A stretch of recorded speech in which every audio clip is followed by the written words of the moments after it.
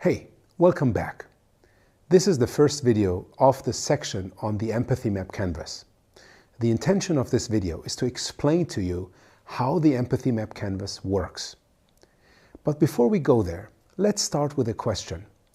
How often have you, when thinking about new products and ideas to deliver, started out with the customer? My guess is not that often. At least many of the organizations that I work with, they come up with ideas and they immediately think about implementation without thinking about the customer groups that they want to serve. And the Empathy Map Canvas is the perfect tool to stop doing that. You probably remember from the module on design thinking what the first step in design thinking was. It was called empathize. Now, design thinking does not tell you how to do this. The Empathy Map Canvas, whereas, is a great tool that enables you to do this in a very structured, in a very systematic way. The very first question is, who are we empathizing with?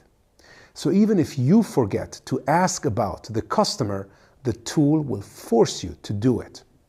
In most cases, you don't only have one type of customer. For example, in the case of our online courses, and there will be a more detailed video later, we have three different types of customers.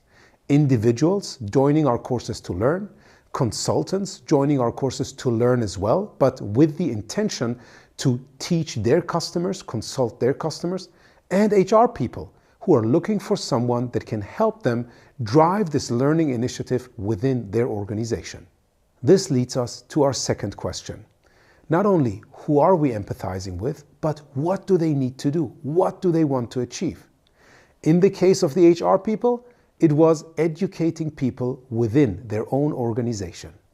The first two questions about who we are empathizing with and what they need to do can be answered by yourself without talking to any customer. But the next set of questions you need to answer after having spent time with your customers. That is why Steve Blank, one of the thought leaders in terms of startups and innovation, always says to people, get out of the building. So let's look at question number 3. What do they see? You can only answer this if you have spoken to your customers, or even better, if you have been in the position of your customer, so you see the same things as they do. Question 4, what do they say? Can obviously only be answered if you have spoken to your customers. And ideally, you select specific quotes from the interactions that you had and put this into your Empathy Map Canvas. Question 5, what do they do, is about what kind of tools, techniques, services, and products do your customers currently use to get to the intention of question number 2. Because the Empathy Map Canvas is created in a space before your product or service exists. And of course, your customers or your target customers are currently using something else in order to deliver on the job to be done. Question number 6 is about what do your customers hear? And again, this is one of those things that you can best identify after speaking to your customers or being in your customer's position and hearing what they hear. What do other people say that are in similar situations? And finally, question number 7. This is about what your target customers think and feel. You can specifically think about pains and gains. And always remember, a gain is not the absence of a pain. It's a specific thing that makes your customers' lives easier and better. So before you dive into applying the Empathy Map Canvas to your product idea, let's go through it quickly. We start out with 2 questions being about who we are empathizing with and what they need to do. Then we go into what do they see, what do they say, what do they do, and what do they hear. And ultimately, we identify what they think and feel, thinking about pains and gains.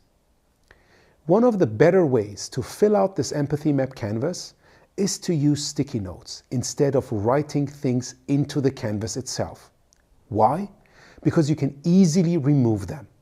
So no matter if you're working on this alone or with a group together, which I personally highly recommend, you can easily put things up on the canvas and take them down again. If you're working on a canvas that's printed on an A4 or maybe A3 piece of paper, there are smaller sticky notes that you can use. If you're putting the canvas in A0 or A1 in front of you on a wall, you can use larger sticky notes.